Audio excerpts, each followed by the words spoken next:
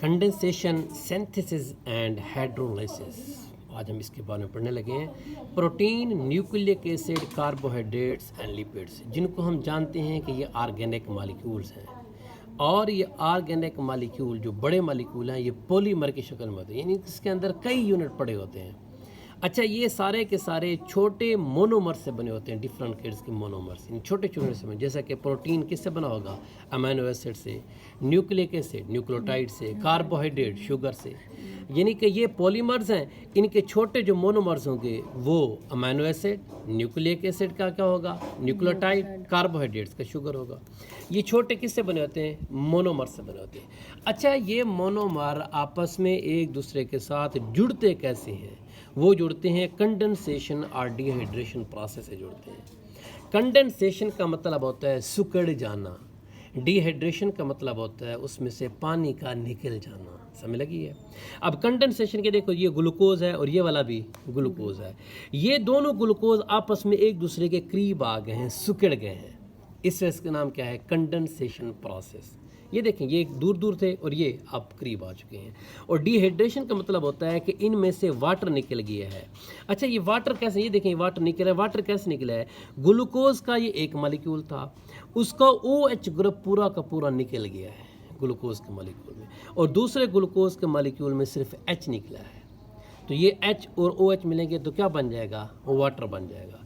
तो हम ये कहेंगे कि जो एक मोनोमर था उसका हाइड्रॉक्सिल ग्रुप और जो दूसरा मोनोमर है उसका हाइड्रोजन एटम, ये दो निकल जाते हैं। जब ये निकलते हैं आपस में मिलते हैं तो क्या बना देते हैं? Water. Removal of the water, इस वजह से इसका नाम दिया है डिहाइड्रेशन।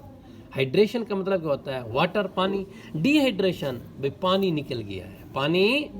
अब कंडेंसेशन का मतलब समझ आ गया है और डिहाइड्रेशन का मतलब भी समझ आ गया है। द फॉर्मेशन ऑफ माल्टोज, इसको हम माल्टोज, जब दो ग्लूकोज मिले तो क्या बनता है? माल्टोज बनता है।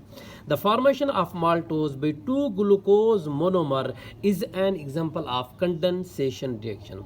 अच्छा, ये जो बांड टूटे हैं ग्लूकोज के, हमसे यहाँ OH तोड़ा है, तो इसके अंदर हमें एनर्जी लगानी पड़ेगी नहीं लगानी पड़ेगी? लगानी पड़ेगी।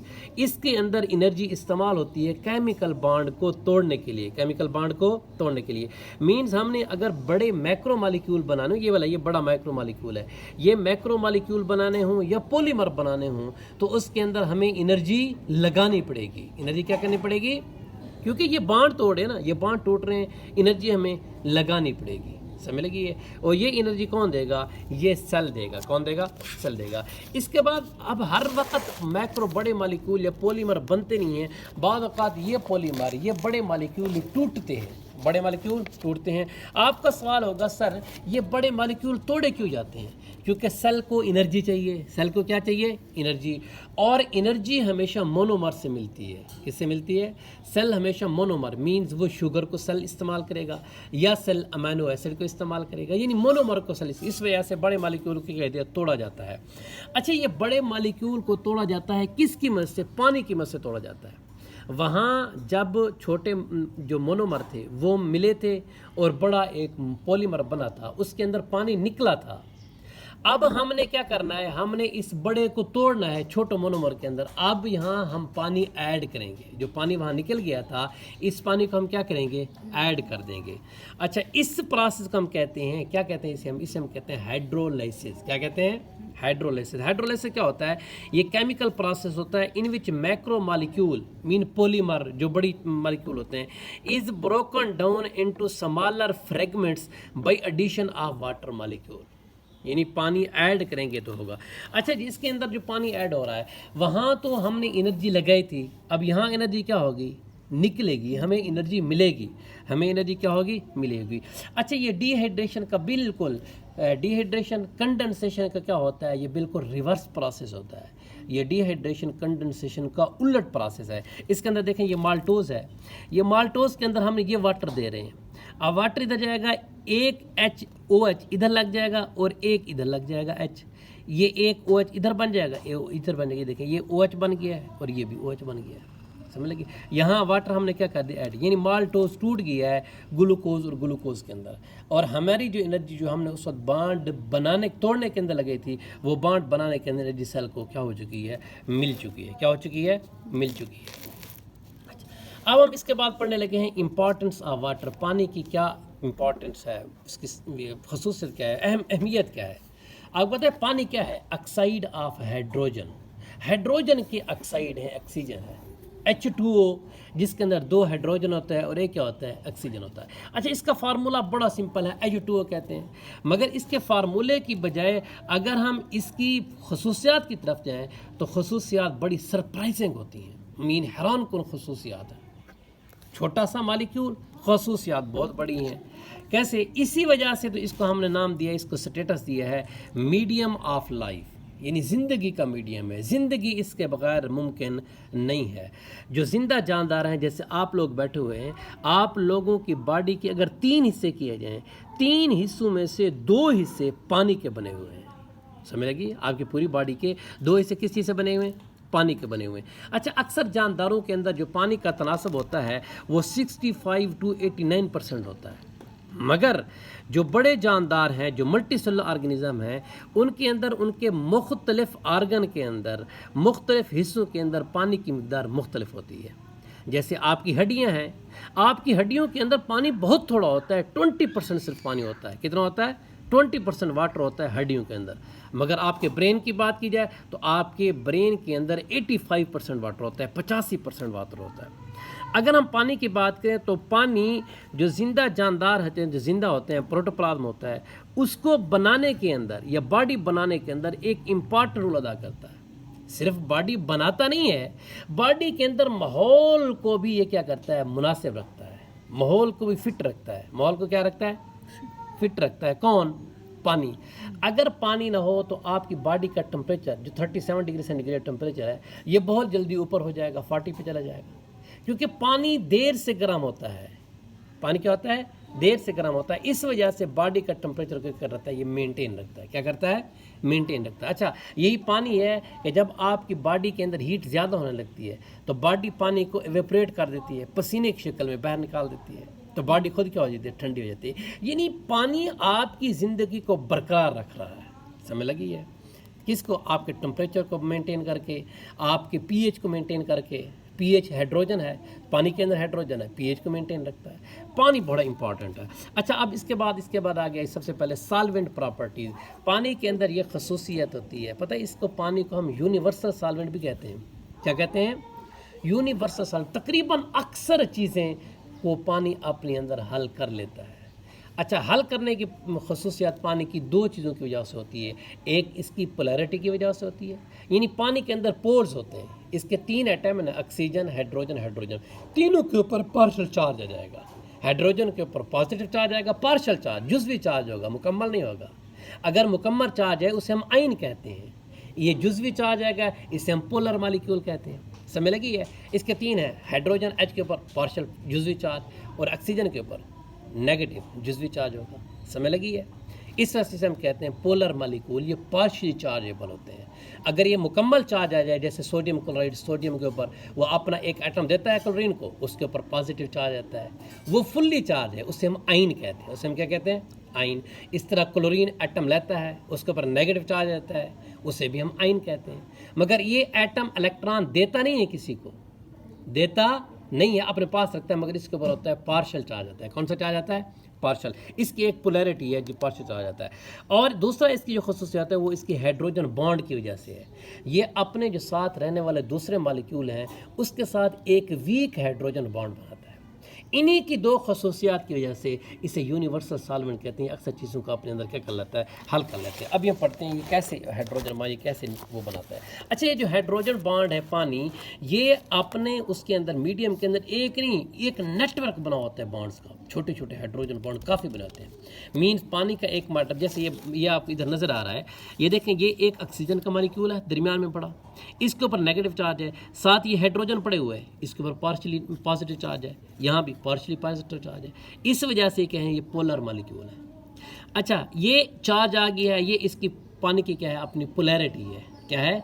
पोलैरिटी है। इसे हम पोलर, यानी पोलैरिटी ऑफ वाटर मॉलिक्यूल, भाई पॉजिटिव चार्ज, नेगेटिव चार्ज। अच्छा, ये पॉजिटिव चार्ज जो साथ वाला दूसरा पानी का मॉलिक्यूल पड़ा हुआ है, उसका जो ऑक्सीजन है उसके ऊपर नेगेटिव चार्ज है।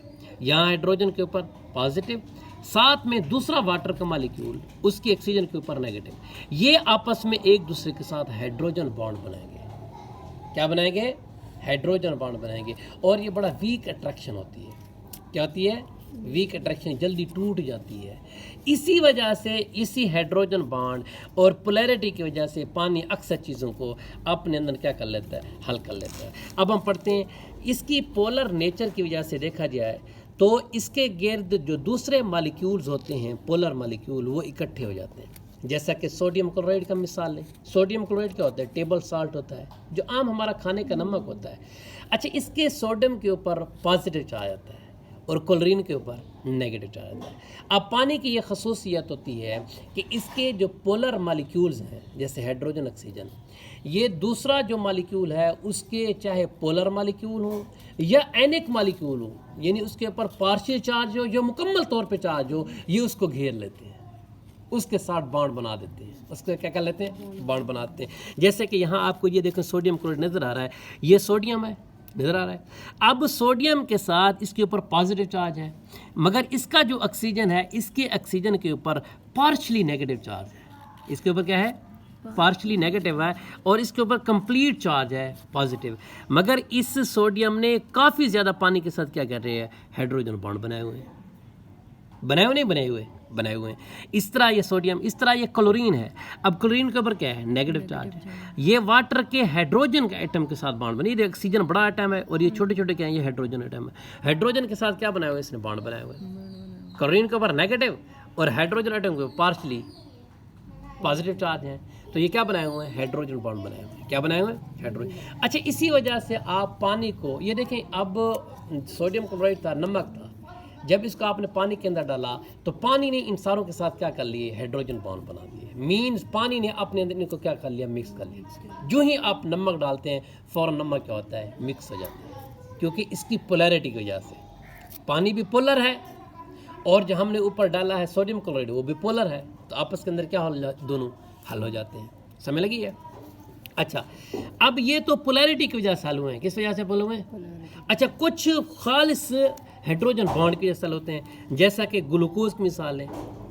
ग्लूकोज के पास हाइड्रोक्सिल ग्रुप होता है। कौन सा ग्रुप होता है? हाइड्रोक्सिल ग्रुप होता है। अच्छा, ये हाइड्रोक्सिल ग्रुप पानी के किस मॉलिक्यूल, किस एटम के साथ अटैच होगा? बताएं। OH जो होगा उसके ऊपर नेगेटिव चार्ज होगा। OH के ऊपर कौन सा होगा? नेगेटिव। ये पानी के किसके साथ अटैच होगा? H के साथ या O के साथ अटैच होगा? H के साथ, क्योंकि H के ऊपर पॉजिटिव चार्ज है, OH के ऊपर नेगेटिव चार्ज, ये उसके साथ अटैच हो जाएगा। अच्छा, ये भी हाइड्रोजन बॉन्ड बनाएगा। ये हाइड्रोजन बॉन्ड जब बनाएगा, इसका मतलब है ग्लूकोज पानी के अंदर क्या हो चुका है? हल हो चुका है। यानी जब आपस में रिएक्शन कर रहे हैं, इसका मतलब है वो चीज़ क्या हो रही है? उसके अंदर हल हो चुकी है। अच्छा, पानी सिर्फ दूसरी चीज़ों को हल नहीं करता, पानी के अंदर रिएक्शन भी हो रहे होते हैं। मुख्तलिफ तरह की मुख्तलिफ चीज़ें जो पानी के अंदर पड़ी हुई हैं, वो पानी को ऐसे मीडियम लेती हैं और आपस के अंदर एक दूसरे के साथ केमिकल रिएक्शन करती हैं। जैसा कि मिसाल दे रहा है, वो कहता है कुछ आइंस होते हैं सोल्यूशन के अंदर। ये पानी का जो सोल्यूशन है, उसके अंदर कुछ आइंस हैं, कुछ मॉलिक्यूल्स हैं, वो आपस में एक दूसरे के साथ क्या करते हैं? रिएक्ट कर लेते हैं। तो पानी एज ए मीडियम के तौर पे इस्तेमाल होते हैं इन केमिकल रिएक्शन के अंदर। यानी खुद इस्तेमाल पानी नहीं होता, उसके अंदर रहने वाले आइंस और मॉलिक्यूल्स आपस में एक दूसरे के साथ क्या कर लेते हैं? रिएक्ट कर लेते हैं। क्या कर लेते हैं? एक दूसरे के साथ रिएक्ट कर लेते हैं। जैसा कि ये ग्लूकोज के आप एग्जाम्पल देखें, ये ग्लूकोज है, इसके साथ जो इसका ये वाला ये हाइड्रोक्सिल ग्रुप है, हाइड्रोक्सिल ग्रुप, ये इसके साथ उसने क्या कर रहा है? ये नहीं कि हाइड्रोजन बॉन्ड बनाया हुआ है। क्या बनाया हुआ है? हाइड्रोजन। ये देखिए हाइड्रोजन बॉन्ड, ये ग्लूकोज ने हाइड्रोजन बॉन्ड, यानी ग्लूकोज का जो है अब हल हो चुका है। अच्छा, जो पोलर मॉलिक्यूल्स होते हैं, जैसा कि साल्ट्स, नमकियात हो गए, शुगर, चीनी हो गई, अमीनो एसिड वगैरह, ये पानी के अंदर रेडियली बड़ी जल्दी के साथ क्या हो जाते हैं? हल हो जाते हैं। और इस कंडीशन को हम कहते हैं हाइड्रोफिलिक कंडीशन। हाइड्रो का मतलब क्या होता है? वाटर, और फिलिक का मतलब love. Hydrophilic mean water loving, पानी के साथ ये प्यार करने वाले हैं। कौन से? नमकियात, शुगर, अमीनो। पानी के अंदर जैसे ही आप डालेंगे, ये फौरन क्या हो जाएंगे? हल हो जाएंगे। जबकि कुछ ऐसे होते हैं जो अनचार्ज होते हैं, जो नॉन पोलर मॉलिक्यूल होते हैं। नॉन पोलर मॉलिक्यूल के साथ पानी रिएक्ट कैसे करेगा? वो बना ही नहीं सकता। पोलर होगा तो पानी उसके साथ हाइड्रोजन नहीं बनाता। इस तरह से जो नॉन पोलर मॉलिक्यूल्स होते हैं, जैसा कि लिपिड्स हो गया, जो तेल वगैरह होते हैं, घी वगैरह होते हैं, अब लिपिड, घी वगैरह ये पानी के अंदर हल नहीं होते। इस वजह से हम इसे कहते हैं हाइड्रोफोबिक। हाइड्रोफोबिक मतलब वाटर हीटिंग, वाटर के साथ ये नफरत करते हैं। वाटर के साथ क्या करते हैं? नफरत करते हैं। आपने घी देखा है? घी लिपिड है, घी लिपिड होता है ना, पानी को बताने तरवरे होते हैं। ये पानी के अंदर जाते हैं, हल होने की कोशिश करते हैं, मगर जब पानी इनको हल नहीं करता तो ये लिपिड के मॉलिक्यूल आपस के अंदर फिर स्ट्रॉन्ग एसोसिएशन बना लेते हैं। पहले थोड़े हल होने की कोशिश करते हैं, जब हल नहीं होते फिर ये आपस के अंदर क्या होता है? इकट्ठे हो जाते हैं। आप इसको लिपिड के मॉलिक्यूल को तोड़े पानी के अंदर, थोड़े थोड़े टूटेंगे, फिर आप जो ही छोड़ेंगे फिर बड़े इकट्ठे हो जाएंगे। यानी इनके आपस के अंदर फिर स्ट्रॉन्ग क्या हो जाती है? एसोसिएशन हो जाती है आपस के अंदर। जो नॉन पोलर मॉलिक्यूल हैं वो पानी की सतह के ऊपर फिर आ जाते हैं, फिर तैरते रहते हैं। क्या करते रहते हैं? तैरते रहते हैं। अब हाइड्रोफोबिक एक्सक्लूजन क्या होती है? हाइड्रो का मतलब क्या होता है? पानी। फोबिक का मतलब होता है डरना, यानी पानी से डर के एक्सक्लूजन अलग हो जाते हैं। ये जो नॉन पोलर मॉलिक्यूल होते हैं, जो अनचार्ज मॉलिक्यूल होते हैं, ये पानी के अंदर इनसॉल्युबल होते हैं। ये मैंने पहले बताई है। ये पानी के अंदर हाइड्रोजन बॉन्ड नहीं बना सकते। इसी वजह से जब हम इनको पानी के अंदर डालते हैं तो ये पानी के बाहर आ जाते हैं, पानी के सतह के ऊपर आ जाते हैं, बाहर आ जाते हैं। आप पता घी जितना डालें अंदर नहीं जाएगा, ऊपर तैर रहा होगा। इनसॉल्युबल, क्योंकि पानी के से ये बाहर निकल जाते हैं। पानी इनको अपने अंदर हल कर नहीं करता, और ये पानी के बाहर आके क्या करते हैं? स्ट्रॉन्ग एसोसिएशन, पानी की सतह के ऊपर आके स्ट्रॉन्ग एसोसिएशन बनाते हैं, जैसा कि लिपिड्स हैं। और ये बड़े फ़ायदेफुल हैं। फ़ायदे कैसे होते हैं? जैसे आपकी जो सेल मेम्ब्रेन है, सेल मेम्ब्रेन के अंदर लिपिड पाई जाती है। अगर ये लिपिड पानी के अंदर हल हो जाती तो आपकी सेल मेम्ब्रेन ही टूट जाती, सेल का स्ट्रक्चर ही खत्म हो जाता, आप लोग मौजूद ही नहीं होते। समय लगी है। तो ये हमारी बड़े सिर्फ प्रोटीन की चीज़ें, यानी कि जो भी चीज़ें बड़ी इंपॉर्टेंट है, चाहे हमें समझ आए नहीं, अल्लाह ने बड़ी इंपॉर्टेंट चीज़ें हमारी यानी कि जिस्म के अंदर बनाई।